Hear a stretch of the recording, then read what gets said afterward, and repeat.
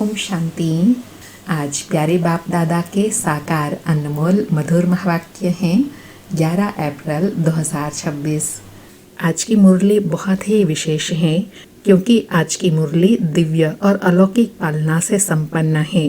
जो हमारे यज्ञ के आदि रत्न दादियों ने परमात्मा महावाक्यों को अपने दिव्य बुद्धि अनुसार समझा, धारण किया और फिर उन्होंने अपनी डायरियों में नोट किया, तो आज उन महावाक्यों को हमारे साथ साझा किया है। मुरली के पहले पैराग्राफ में विशेष श्रेष्ठ स्थिति में स्थित होकर महावाक्य सुनने से प्राप्ति बताई कि जब अचल, स्थिर, धैर्यवत, निर्माणचित स्थिति में स्थित होकर के महावाक्य सुनेंगे, तब इन महावाक्यों से अपना और सर्व का कल्याण कर सकेंगे। पहले पैराग्राफ में विशेष अंतर्मुखी बनने के लिए कहा और फिर अंतर्मुखी बनने के लिए बहुत सुंदर बाबा ने विधि बताई कि आपका मन एक मंदिर के सदृश है, वहाँ सदैव खुशबू आती रहे और वो खुशबू आएंगी श्रेष्ठ संकल्प से, पवित्रता की धारणा से। और पवित्रता की धारणा होगी निर्मोही, निर्लोभी, निर्भय, धैर्यवत, निरअहंकारी बनने से। और फिर इन दिव्य गुणों की धारणा से सर्विस करनी है। फिर बाबा ने सेवा की सूक्ष्म विधि बताई कि किसी को सावधान करना ही पर्याप्त नहीं है, लेकिन फिर उनको सूक्ष्म रीति योग की शक्तियाँ भी उनको पहुँचाना है। सुनते हैं दादियों के डायरे से परमात्मा महावाक्य। तो आज की मुरली में बाबा कहे, अंतर्मुखी बच्चे ज्ञान सूर्य अवस्था में रहकर इन महावाक्यों को धारण करो, तब अपना व अन्य आत्माओं का कल्याण कर सकेंगे। बाबा कहे, हर एक पुरुषार्थी बच्चे को पहले अंतर्मुखी अवस्था अवश्य धारण करनी है। अंतर्मुखता में बड़ा ही कल्याण समाया हुआ है। इस अवस्था में ही अचल, स्थिर, धैर्य, निर्माणचित इत्यादि देवी गुण की धारणा हो सकती है तथा संपूर्ण ज्ञानमय अवस्था प्राप्त हो सकती है। अंतर्मुखता न होने के कारण वह संपूर्ण ज्ञान रूप अवस्था नहीं प्राप्त होती, क्योंकि जो भी कुछ महावाक्य सन्मुख सुने जाते हैं, अगर उसे गहराई में जाकर ग्रहण नहीं करते हैं, सिर्फ उन महावाक्यों को सुनकर रिपीट कर देते हैं, तो वह महावाक्य वाक्य हो जाते हैं। जो ज्ञान रूप अवस्था में रहकर महावाक्य नहीं सुने जाते, उन महावाक्यों पर माया का परछाया पड़ जाता है। अब ऐसी माया के अशुद्ध वाइब्रेशन से भरे हुए महावाक्य सुनकर सिर्फ रिपीट करने से खुद सहित औरों का कल्याण होने के बदले अकल्याण हो जाता है। इसलिए हे बच्चे, एकदम अंतर्मुखी बन जाओ। बाबा ने पहले पैराग्राफ में विशेष श्रेष्ठ स्थिति में स्थित होकर महावाक्य सुनने से प्राप्ति बताई कि जब अचल, स्थिर, धैर्यवत, निर्माणचित स्थिति में स्थित होकर के महावाक्य सुनेंगे, तब इन महावाक्यों से अपना और सर्व का कल्याण कर सकेंगे। बाबा कहे, आपका यह मन मंदिर सदृश है। जैसे मंदिर में सदैव खुशबू आती है, ऐसे मन मंदिर जब पवित्र बनता है तो संकल्प भी पवित्र इमर्ज होते हैं। जैसे मंदिर में सिर्फ पवित्र देवी देवताओं के ही चित्र रखे जाते हैं, न कि देतियों के, ऐसे तुम बच्चे अपने मन व दिल रूपी मंदिर को सर्व ईश्वरीय गुणों की मूर्तियों से सजा दो। वे गुण हैं निर्मोही, निर्लोभी, निर्भय, धैर्यवत, निरहंकारी इत्यादि, क्योंकि यह सब तुम्हारे ही दिव्य लक्षण हैं। आप बच्चों को अपने मन मंदिर को उजियारा अर्थात संपूर्ण शुद्ध बनाना है। जब मन मंदिर उजियारा बने, तब ही अपने उजियारे प्यारे वैकुंठ देश में चल सके। तो अब अपने मन को उज्जवल बनाने का प्रयत्न करना है तथा मन सहित विकारी कर्म इंद्रियों को वश करना है, परंतु न सिर्फ अपना मगर अन्य प्रति भी यही दिव्य सर्विस करनी है। पहले पैराग्राफ में विशेष अंतर्मुखी बनने के लिए कहा और फिर अंतर्मुखी बनने के लिए बहुत सुंदर बाबा ने विधि बताई कि आपका मन एक मंदिर के सदृश है, वहाँ सदैव खुशबू आती रहे और वो खुशबू आएंगी श्रेष्ठ संकल्प से, पवित्रता की धारणा से। और पवित्रता की धारणा होगी निर्मोही, निर्लोभी, निर्भय, धैर्यवत, निरअहंकारी बनने से। और फिर इन दिव्य गुणों की धारणा से सर्विस करनी है। फिर बाबा कहे, वास्तव में सर्विस का अर्थ अति सूक्ष्म और महीन है। ऐसे नहीं कि किसी की भूल पर सिर्फ सावधान करना, इतने तक सर्विस है, परंतु नहीं, उनको सूक्ष्म रीति अपनी योग की शक्ति पहुंचाई, उनके अशुद्ध संकल्पों को भस्म कर देना, यही सर्वोत्तम सच्ची सर्विस है। और साथ साथ अपने ऊपर भी अटेंशन रखना है, न सिर्फ वाचा अथवा कर्मणा तक, मगर मनसा में भी कोई भी अशुद्ध संकल्प उत्पन्न होता है तो उनका वाइब्रेशन अन्य के पास जाए, सूक्ष्म रीति अकल्याण करता है, जिसका बोझ खुद पर आता है और वही बोझ बंधन बन जाता है। इसलिए हे बच्चों, खुद सावधान रहो, फिर अन्य प्रति भी वही दिव्य सर्विस करो। यही आप सेवाधारी बच्चों का अलौकिक कर्तव्य है।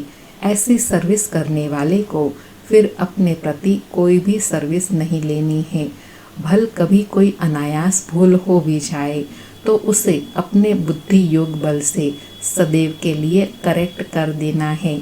ऐसा तीव्र पुरुषार्थी थोड़ा ही इशारा मिलने से शीघ्र महसूस करके परिवर्तन कर लेता है, तो आगे के लिए अच्छी रीति अटेंशन रख चलते हैं। यही विशाल बुद्धि बच्चों का कर्तव्य है। फिर बाबा ने सेवा की सूक्ष्म विधि बताई कि किसी को सावधान करना ही पर्याप्त नहीं है, लेकिन फिर उनको सूक्ष्म रीति योग की शक्तियाँ भी उनको पहुँचाना है, जिससे उनके अशुद्ध संकल्प समाप्त हो, उनके मन को हमारे पवित्र शुद्ध संकल्पों से शक्ति मिले, जिससे वह अपने में परिवर्तन लाए। और वह परिवर्तन कब होगा? जब हम उनको सूक्ष्म शक्तियाँ पहुँचाएंगे, तब उनमें परिवर्तन सहज होगा। और यह सेवा कब कर सकेंगे? जब मन में कोई भी प्रकार का बोझ व बंधन न हो। फिर कहा कि हे मेरे प्राणों, परमात्मा द्वारा रचे हुए इस अविनाशी राजस्व ज्ञान यज्ञ प्रति तन मन धन को संपूर्ण रीति से स्वाहा करने का राज बहुत महीन है। जिस घड़ी आप कहते हो कि मैं तन मन धन सहित यज्ञ में स्वाहा अर्थात अर्पण हो मर चुका, उस घड़ी से लेकर अपना कुछ भी नहीं रहता। उसमें भी पहले तन मन को संपूर्ण रीति से सर्विस में लगाना है। जब सब कुछ यज्ञ अथवा परमात्मा के प्रति है तो अपने प्रति कुछ भी रह नहीं सकता। धन भी व्यर्थ नहीं गंवा सकते, मन भी अशुद्ध संकल्प विकल्प तरफ दौड़ नहीं सकता, क्योंकि परमात्मा को अर्पण किया। अब परमात्मा तो है ही शुद्ध शांत स्वरूप, इस कारण अशुद्ध संकल्प स्वतः शांत हो जाते हैं। अगर मन माया के हाथ में दे देते हो तो माया वैरायटी रूप होने के कारण अनेक प्रकार के विकल्प उत्पन्न कर मन रूपी घोड़े पर आई सवारी करती है। अगर किसी बच्चे को अभी तक भी संकल्प विकल्प आते हैं तो समझना चाहिए कि अभी मन पूर्ण रीति स्वाहा नहीं हुआ है, अर्थात ईश्वरीय मन नहीं बना है। इसलिए हे सर्वस्व त्यागी बच्चों, इस गुह्य राज को समझ कर्म करते साक्षी हो, खुद को देख बहुत खबरदारी से चलना है। फिर बाबा ने समर्पण का भावार्थ बताया कि समर्पण किनको कहेंगे कि एक बार संकल्प कर लिया कि बाबा यह तन मन धन सब आपका, हम आपकी सेवा में समर्पित हैं, तो फिर किसी भी चीज़ को बाबा की श्रीमत के विरुद्ध यूज़ नहीं कर सकते, न तन को, न मन को, न संकल्प को, न धन को। फिर बाबा कहे, स्वयं गोपी वल्लभ तुम अपने प्रिय गोप गोपियों को समझा रहे हैं कि तुम हर एक का वास्तविक सच्चा प्रेम कौन सा है। हे प्राणों अर्थात हे आत्माओं, तुम्हें एक दो की प्रेम भरी सावधानी को स्वीकार करना है, क्योंकि जितना प्रिय फूल उतना ही श्रेष्ठ परवरिश। फूल को वैल्यूबल बनाने अर्थ माली को कांटों से निकालना ही पड़ता है। वैसे तुम्हें भी जब कोई सावधानी देते हैं तो समझना चाहिए जैसे कि उसने परवरिश की, अर्थात मेरी सर्विस की। उस सर्विस अथवा परवरिश को रिगार्ड देना है। यही संपूर्ण बनने की युक्ति है। यही ज्ञान सहित आंतरिक सच्चा प्रेम है। इस दिव्य प्रेम में एक दो के लिए बहुत रिगार्ड होना चाहिए। हर एक बात में पहले खुद को ही सावधान करना है। यही निर्माण चित्त अति मधुर अवस्था है। ऐसे प्रेम पूर्वक चलने से तुम्हें जैसे यहाँ ही वे सतयुग के सुहावने दिन आंतरिक महसूस होंगे। वहाँ तो यह प्रेम नेचुरल रहता है, परंतु इस संगम के स्वीटेस्ट समय पर एक दो के लिए सर्विस करने का यह अति मीठा रमणीक प्रेम है। यही शुद्ध प्रेम जग में गाया हुआ है। बाबा ने अलौकिक रूहानी प्रेम को स्पष्ट किया कि अगर कोई भी हमारी कमी के लिए सावधानी देते हैं तो समझना चाहिए कि ये हमारी अलौकिक परवरिश कर रहे हैं, हमारी उन्नति के लिए। यह भाव जब रहेगा तो हमारे में परिवर्तन आता रहेगा। फिर बाबा कहे, तुम हर एक चैतन्य फूल हो, हर दम हर्षित मुख हो रहना है, क्योंकि निश्चय बुद्धि होने के कारण तुम्हारी नस नस में संपूर्ण ईश्वरीय ताकत समाई हुई है। ऐसी आकर्षण शक्ति अपना दिव्य चमत्कार अवश्य निकालती है। जैसे छोटे निर्दोष बच्चे शुद्ध पवित्र होने कारण सदैव हंसते रहते हैं और अपने रमणीक चरित्र से सबको बहुत खींचते हैं, वैसे हर एक की ऐसी ईश्वरीय रमणीक जीवन होनी चाहिए। इसके लिए तुम्हें किसी भी युक्ति से अपने आसुरी स्वभाव पर जीत प्राप्त करनी है।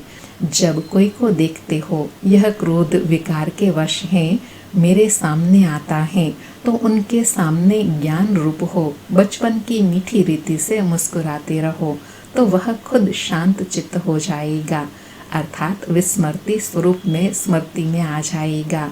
भल उनको पता न भी पड़े, लेकिन सूक्ष्म रीति से उनके ऊपर जीत पाकर मालिक बन जाना, यही मालिक और बालकपन की सर्वोच्च शिरोमणि विधि है। फिर बाबा ने बालक से मालिक बनने का गुह्य राज बताया कि जैसे चैतन्य फूल होते हैं वह हरदम आकर्षित करते हैं, वह जैसे छोटा बच्चा होता है वो अपने छोटे छोटे कर्मों से हमको अट्रैक्ट कर लेता है, अपनी तरफ खींचता है।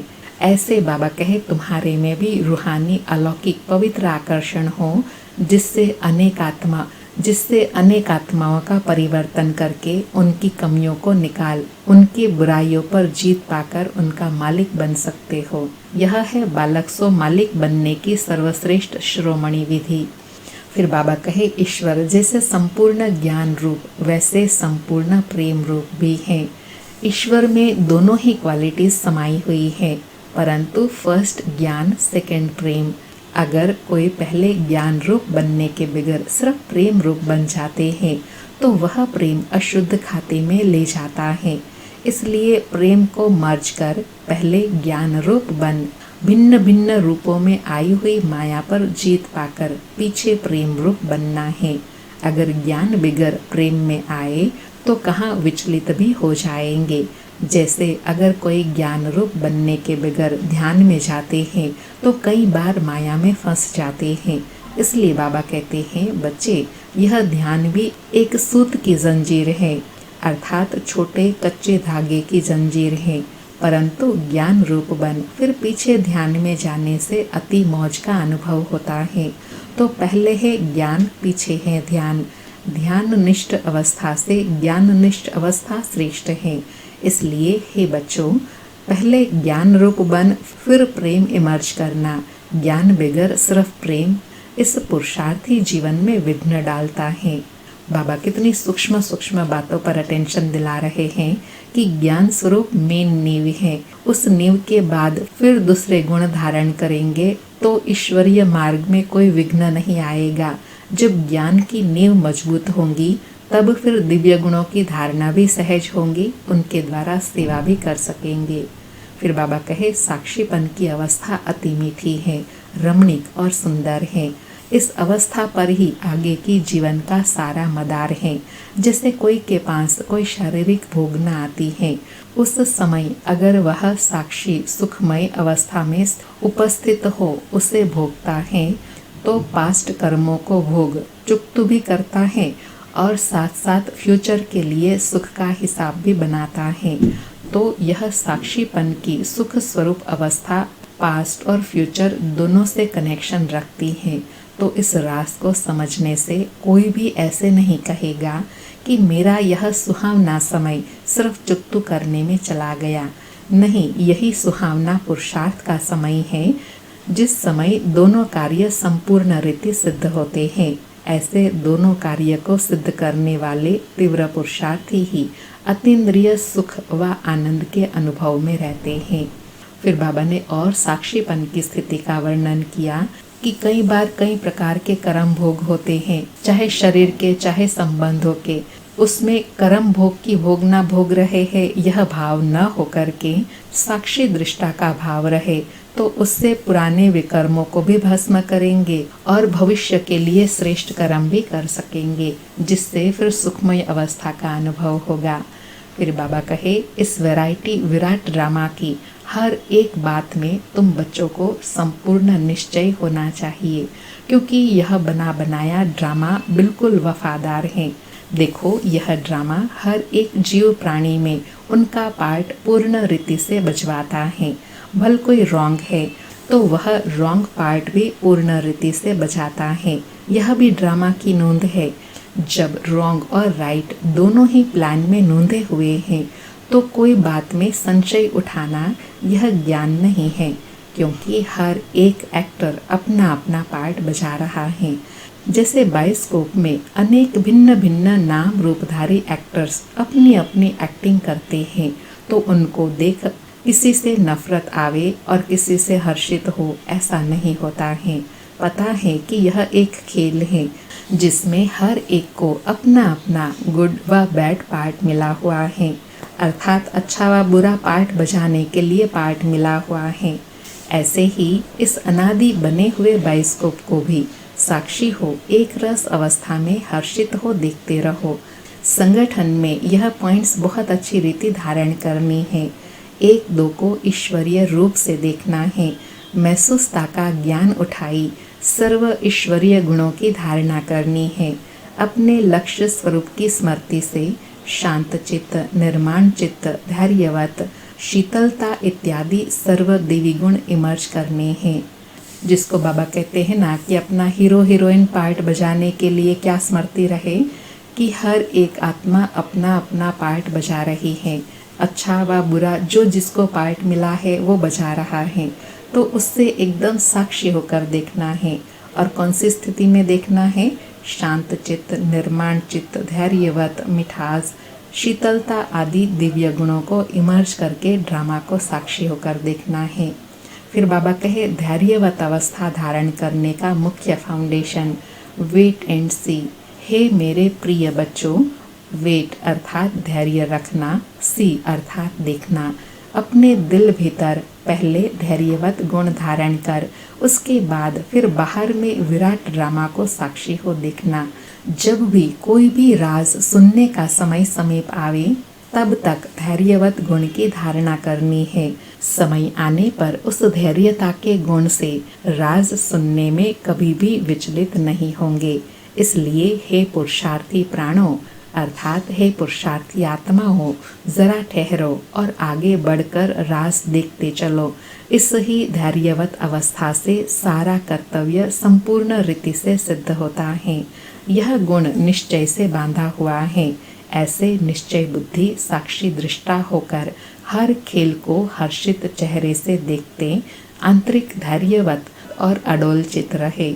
यही ज्ञान की परिपक्व अवस्था है, जो अंत में संपूर्णता के समय प्रैक्टिकल में रहती है। इसलिए बहुत समय से लेकर इस साक्षीपन की अवस्था में स्थित रहते परिश्रम करना है। जैसे नाटक में एक्टर को अपना मिला हुआ पार्ट पूर्ण बजाने अर्थ आगे से ही रिहर्सल करनी पड़ती है, वैसे तुम प्रिय फूलों को भी आने वाली भारी परीक्षाओं में योग बल द्वारा पास होने के लिए आगे से ही रिहर्सल अवश्य करनी है। लेकिन बहुत समय से लेकर अगर यह पुरुषार्थ किया हुआ नहीं होगा तो उस समय घबराहट में फेल हो जाएंगे। इसलिए पहला अपना ईश्वरीय फाउंडेशन पक्का रख देवी गुणधारी बनना है। साथ में बाबा कहे ड्रामा को साक्षी होकर देखना है। दिव्य गुणों की धारणा के साथ साथ अपनी अचल अडोल धैर्यवत स्थिति हो, फिर अपना पुरुषार्थ करते रहना है। और लास्ट में बाबा कहे अपने ज्ञान स्वरूप स्थिति में स्थित रहने से स्वतः शांत रूप अवस्था हो जाती है। जब ज्ञानी तो आत्मा बच्चे इकट्ठे बैठकर मुरली सुनते हैं तो चारों तरफ शांति का वायुमंडल बन जाता है, क्योंकि वे कुछ भी महावाक्य सुनते हैं तो आंतरिक डीप चले जाते हैं। डीप जाने के कारण आंतरिक उन्हों को शक्ति की मीठी महसूसता होती है। अब इसके लिए कोई खास बैठकर मेहनत नहीं करनी है, परंतु ज्ञान की अवस्था में स्थित रहने से यह गुण अनायास आ जाता है। तुम बच्चे जब सवेरे सवेरे उठकर एकांत में बैठते हो तो शुद्ध विचारों रूपी लहरें उत्पन्न होती हैं। उस समय बहुत उपराम अवस्था होती है। फिर अपने निजी शुद्ध संकल्प में स्थित होने से अन्य सब संकल्प आपे ही शांत हो जाएंगे और मन अमन हो जाएगा, क्योंकि मन को वश करने अर्थ भी कोई ताकत तो अवश्य चाहिए। इसलिए पहले पहले लक्ष्य स्वरूप के शुद्ध संकल्प को धारण करो। जब आंतरिक बुद्धि योग कायदे प्रमाण होगा तो तुम्हारी यह निर्संकल्प अवस्था स्वतः हो जाएंगी। और लास्ट में बाबा ने योग करने की विधि बताई कि याद की अवस्था भी किसके आधार से बनेंगी? ज्ञान स्वरूप अवस्था के आधार से। जितना ज्ञान स्वरूप अवस्था में रहकर ज्ञान सुनेंगे तो ऑटोमेटिकली वातावरण में भी वो परिवर्तन आता जाएगा। फिर याद में बैठना भी सहज हो जाएगा, क्योंकि हमारे संकल्प ही सहज वातावरण को बनाते जाते हैं। अच्छा, मीठे मीठे ज्ञान गुलजारी ज्ञान रत्नों प्रति याद प्यार, गुड मॉर्निंग और नमस्ते। ऐसे अलौकिक दिव्य ज्ञान से, दिव्य गुणों से, दिव्य शक्तियों से पालना करने के लिए प्यारे बाप दादा को शुक्रिया बाबा। प्यारे बाप दादा को याद प्यार, गुड मॉर्निंग और शुक्रिया बाबा। शुक्रिया दादियों को जो बाबा के खजानों से हमारी पालना की। सारी मुरली से धारणा के लिए सार है। अपने लक्ष्य स्वरूप की स्मृति में शांत चित्त, निर्माण चित्त, धैर्यवत, मिठास, शीतलता आदि सर्व देवी गुण धारण करने हैं। दूसरा पॉइंट, निश्चय बुद्धि साक्षी दृष्टा हो। इस खेल को हर्षित चेहरे से देखते आंतरिक धैर्यवत और अडोल चित्त रहना है। बहुत समय से लेकर इस साक्षीपन की अवस्था में स्थित रहने का पुरुषार्थ करना है। आज का वरदान है, एक ही रास्ता और एक ही रिश्ता रखने वाले संपूर्ण फरिश्ता भव। एक ही रास्ता और एक ही रिश्ता रखने वाले संपूर्ण फरिश्ता भव। स्पष्टीकरण है, निराकार व साकार रूप से बुद्धि का संग व रिश्ता एक बाप से पक्का हो तो फरिश्ता बन जाएंगे। जिनके सर्व संबंध व सर्व रिश्ते एक के साथ हैं वही सदा फरिश्ते हैं। जैसे गवर्नमेंट रास्ते में बोर्ड लगा देती है कि यह रास्ता ब्लॉक है, ऐसे सब रास्ते ब्लॉक अर्थात बंद कर दो तो बुद्धि का भटकना बंद हो जाएगा। बाप दादा का यही फरमान है कि पहले सब रास्ते बंद करो, इससे सहज फरिश्ता बन जाएंगे। आज बाबा ने फरिश्ता बनने की बहुत निराली विधि बताई कि एक ही रास्ता हो और एक से ही रिश्ता हो तो बाकी सब रास्ते ऑटोमेटिकली बंद हो जाएंगे और फरिश्ता सहज बन जाएंगे। आज का स्लोगन है, सदा सेवा के उमंग उत्साह में रहना, यही माया से सेफ्टी का साधन है।